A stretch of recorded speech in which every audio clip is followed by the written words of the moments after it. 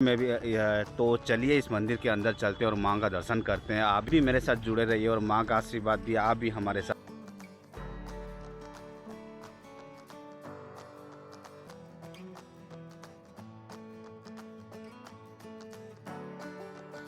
मंदिर का एंट्रेंस और यहाँ से हम लोग कभी अंदर जाने वाले हैं माँ का दर्शन करने के लिए। तो चलिए हम दर्शन करते हैं और आपको भी दिखाते हैं। ये यहाँ पे बहुत ही पुराना मंदिर है। ये यहाँ पे लाइन में क्यू में आने के लिए पूरा सिस्टम बनाया गया है। अगर आपका आते वक्त पेट दुखता है